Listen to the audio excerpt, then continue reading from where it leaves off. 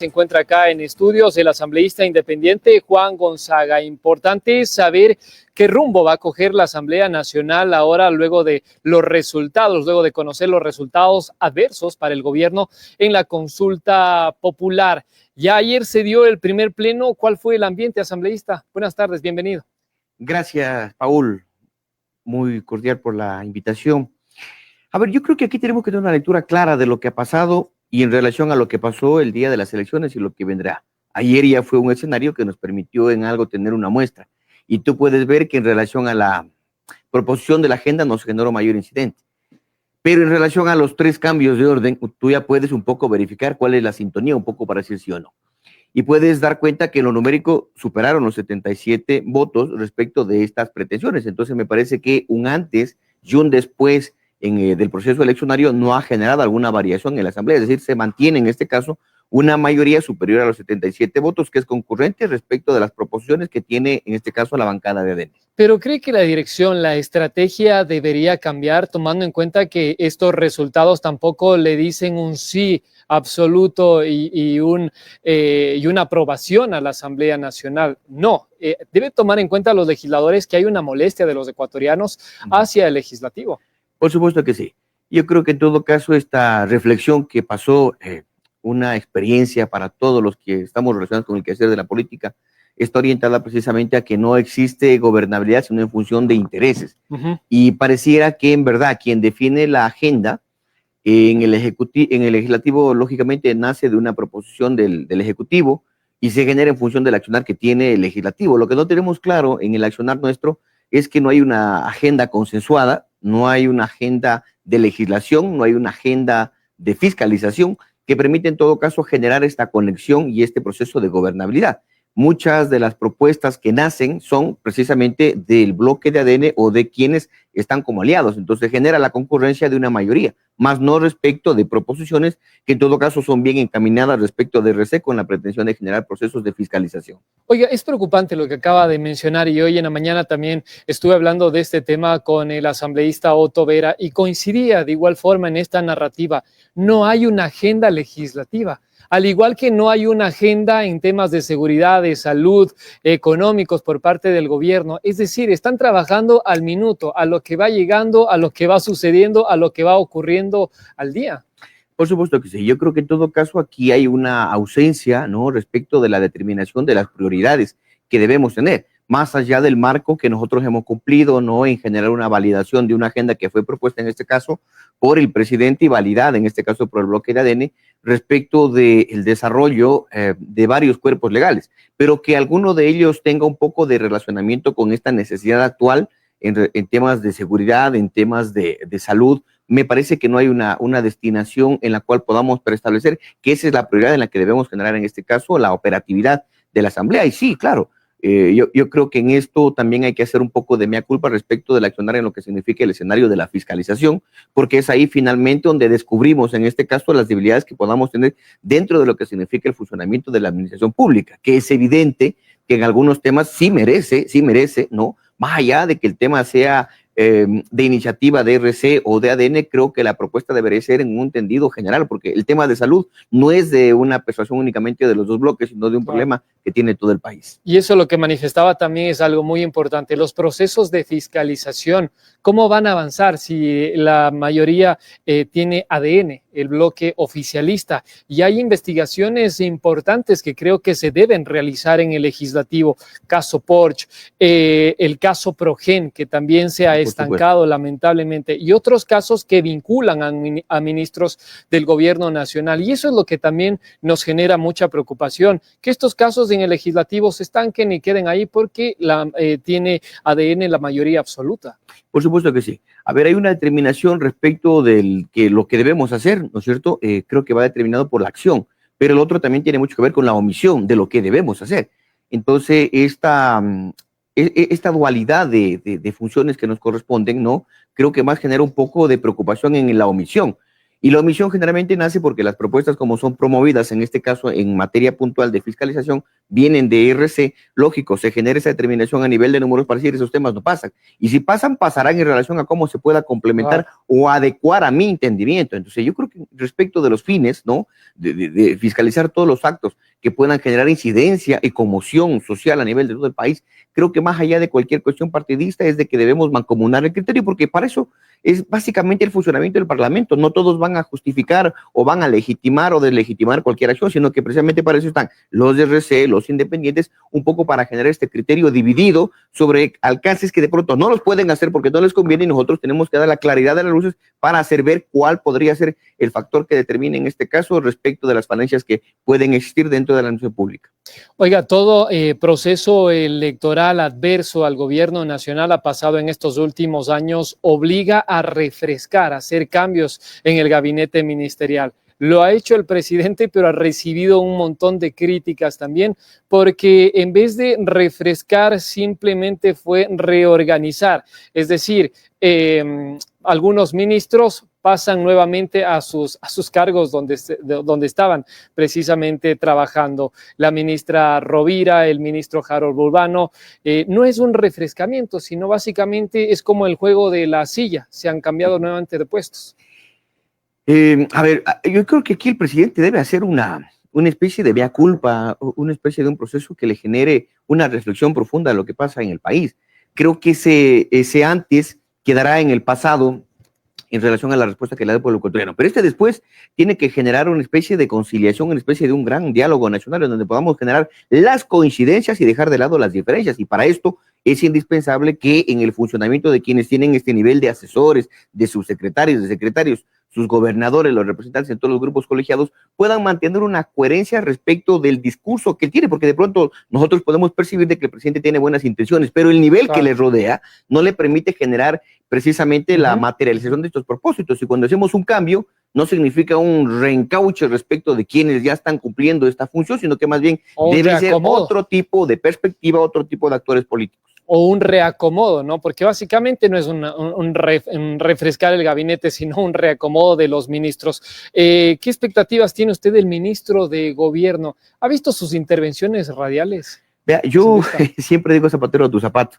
Yo creo que la coherencia respecto de la terminación de un tema tan delicado, yo voy a decir que todos los ministerios son importantes, pero siempre el de gobierno genera esta articulación en el nivel político, porque quien está bajo la responsabilidad de gestar precisamente los procesos de gobernabilidad tiene que ver con los entendimientos que se tenga. Ahora, negociaciones, acuerdos con la oposición, todo lo que tenga que ver con organizaciones sociales, indígenas, trabajadores. Es importante lo que acaba de mencionar, porque el trabajo del ministro de Gobierno es ese, llegar a consensos y acercarse hacia la oposición o a quienes hacen crítica en contra del gobierno nacional. Pero le preguntaba esto porque no sé si ha visto usted las intervenciones del ministro de Gobierno. Ha sido muy crítico, muy fuerte, muy agresivo en sus espacios radiales, en contra precisamente de las agrupaciones sociales que seguramente tendrán ese resentimiento. ¿Cree que con esto podrían llegar a acuerdos? A ver, yo siempre digo que el presidente tiene que, en la medida de lo posible, generar, en este caso, la determinación de la actitud, del rol que va a cumplir. O sea, si hablamos del tema de agricultura, tiene que ser algo relacionado con el tema de agricultura. Creo que lo mínimo que puede hacer en el tema de la determinación como actor político, ¿no? Como quien va a generar en este proceso la gobernabilidad, tiene que tener algún mínimo, ¿no? De formación respecto del relacionamiento, no únicamente a nivel de medios. No digo que los medios no incidan, por supuesto que inciden, pero si fuera así por el tema de la importancia del medio, pues buscaría al medio que yo consideraría podría generar incidencia en la opinión pública, pero no se trata de eso. Se trata de que el relacionamiento tiene que ver precisamente con las necesidades de la gente, el relacionamiento con dirigentes, con organizaciones, con todo un aparataje entre lo político y lo social, a efectos de que pueda brindar precisamente la asesoría y la información al presidente para que el presidente pueda tomar decisiones. Creo que en el escenario en el que se nos ha propuesto la designación de un ministro, digo, o sea, pensando por el bien del país, por mí fuera, podría generar una expectativa de que puede cumplir un buen y adecuado rol, pero visto desde la realidad, porque otra cosa es la expectativa y otra cosa es la realidad, respecto de la premeditación sobre la cual pueda cumplir el rol, creo que nos deja mucho que pensar respecto del desacierto, ¿no? En cuanto a la determinación que corresponde en función de la preparación, de la formación, de la experiencia que haya generado esta trascendencia. No queremos ningún actor sobre el cual nosotros como actores políticos sí tengamos que gestar algún proceso de seguimiento, de verificación ya y de no más cumplimiento. confrontación, ¿no, asambleísta? Siempre la idea fundamental de esto, ahora actualmente yo requeriría mucho ver un presidente más demócrata, Sin un duda. presidente más humanista, más Y conciliador. ese creo que fue el mensaje final Por de esta supuesto, consulta por popular. supuesto que Los sí. ecuatorianos estamos cansados, hartos de la confrontación. Por supuesto que sí. Y cuando tenemos este tipo de procesos, actualmente hablamos de una polarización política y posiblemente una polarización mediática, que se basa inclusive en ideologías que no están determinadas, porque finalmente el tema de ADN o RC no existe una posición determinada sobre quién está en gobierno y quién hace la oposición. Si tú les preguntas la razón de ser de la propuesta política sobre una agenda política, es posible que no la determinen. Entonces, el resultado que pasó este domingo no es precisamente un allanamiento o de concurrencia respecto de lo que manifiesta RC. Por eso yo digo que total. RC pudiera mejorar el tema de la gestión política en función de establecer una nueva línea de acción, una nueva ruta en la Asamblea, una nueva ruta respecto a los procesos de fiscalización y todo aquello que genera la expectativa y la confianza del ciudadano para decir, yo confío en una organización, pero el resultado del día domingo 16 de noviembre no exactamente responde, ¿no?, a la concurrencia respecto de una necesidad o una inquietud o una perspectiva que tenga una organización política. No, es más bien de país, de rechazo al desacierto de muchas medidas que han sido tomadas de manera inadecuada, de manera desacertada. Entonces creo que más allá de decir que es a favor de el correísmo o a favor del novoísmo, creo que es una percepción nacional que en un conjunto, inclusive teniendo en cuenta que la clase política siempre va a ser la más degradada, la más cuestionada, posiblemente la más odiada. Creo que esta percepción de ciudadanía a nivel de lo que significa estándares altos, como en el caso de mi provincia, ponen de manifiesto que nos están dando una nueva oportunidad para que las organizaciones políticas en el marco de su operatividad, para que los actores políticos que nos encontramos actualmente en la Asamblea podamos, en este caso, articular de mejor manera, potenciar nuestras actitudes, nuestras actividades y con esto pues generar en este caso la mejor actividad política que en el marco de lo que significa el bienestar de nuestra comunidad debamos realizar. Me quedo con algo que dijo, el diálogo nacional, llamar a un diálogo nacional urgente. Hablábamos de hecho en la anterior entrevista con un sociólogo y decía que esa debe ser la primera línea del gobierno nacional. Llamar a un diálogo nacional que tenga representantes indígenas, que tenga representantes en su gabinete o en su gobierno afrodescendientes, de grupos sociales, feministas. Es importante porque no sé si sea sostenible gobernar de esa forma en la que ha hecho los próximos 3 años y medio que le queda de gestión. Bueno, es una percepción de riesgo que podríamos tener. Recuerde que algunos parámetros de los que se propusieron el tema de una pretendida nueva constitución era sobre decir que los árboles no tenían derecho, que no tenía que existir atenciones diferenciadas ni atenciones prioritarias, entre ellos también involucraron el tema de la Amazonía, y que por eso el resultado en Sucumbíos y Orellana es verdaderamente en contra de esta percepción del gobierno, pero varias pautas que ya dieron en relación a decir quitémosle el financiamiento a los partidos políticos, no hay problema, entonces hagámoslo a través de la Asamblea, reformando el Código de la Democracia para mejorar la funcionalidad de los partidos, para optimizar el tema del recurso, que intervenga la Contraloría, que el CNE también intervenga, que en relación al tema de seguridad, por supuesto, no nos oponemos al tema de seguridad, generemos procesos de alianzas, ¿no?, que en el marco del respeto a nuestra soberanía podamos realizar con el resto de países. Y esto se va a lograr efectivamente generando estas coincidencias, ¿no?, que tenemos a nivel de país. Los grupos de atención prioritaria no pueden ser marginados, igual que las nacionalidades, igual que la Amazonía, igual que todos los territorios, porque se vienen problemas. Ya estamos hablando de la ronda petrolera, ya estamos hablando de nuevas actividades extractivistas en lo que significa la minería y todo eso. Que usted y eso va a ir a la Amazonía y claro, vamos a generar una especie de confrontación. Entonces, yo creo que el mejor escenario para propiciar el diálogo ahora que estamos cerquitos es tener un presidente que nos convoque a los actores, ¿no?, para poder propiciar en este caso la diversidad de ideas que tengamos. Para finalizar, usted que es representante precisamente de una de las zonas de la Amazonía, ¿qué dicen los habitantes de allá? ¿Cuáles son sus principales preocupaciones y seguramente sus principales indignaciones frente a estos más de 5 meses de que tiene de gestión el presidente? Por supuesto, creo que la mayor problemática transita en la inaplicabilidad que tenemos de una ley de la Amazonía.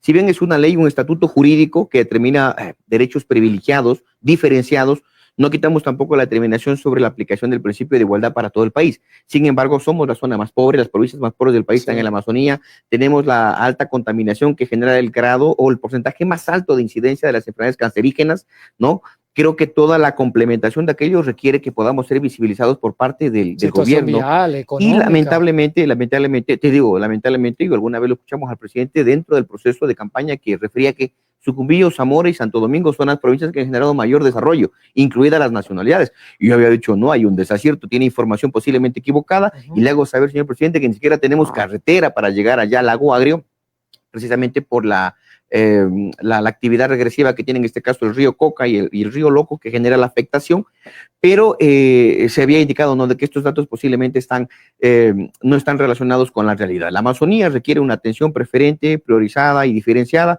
y que es lo que genera en este caso un malestar de todos los cantones. Si usted verifica el resultado respecto del cantón fronterizo, uno de los más lejanos, o posiblemente el más lejano en relación a la capital, es Putumayo. Y este cantón Putumayo sacó casi el 80%, ¿no? En lo que significa el porcentaje más alto respecto de generar un rechazo respecto de la pretensión del Ejecutivo. Entonces, sí, creo que el presidente tiene que generar un proceso que permita visibilizar más a las zonas más pobres del país, a las menos atendidas y a las que en este momento requieren esta atención. La mayoría coincide en eso, ¿no? El gobierno nacional debe abrir cadenas de diálogo urgentemente con varios sectores del país para que pueda gobernar en los próximos 3 años y medio, si no, va a ser prácticamente imposible hacerlo. Asambleísta Juan Gonzaga, asambleísta independiente, muchísimas gracias, asambleísta. Gracias a usted, Paul. Buenas tardes.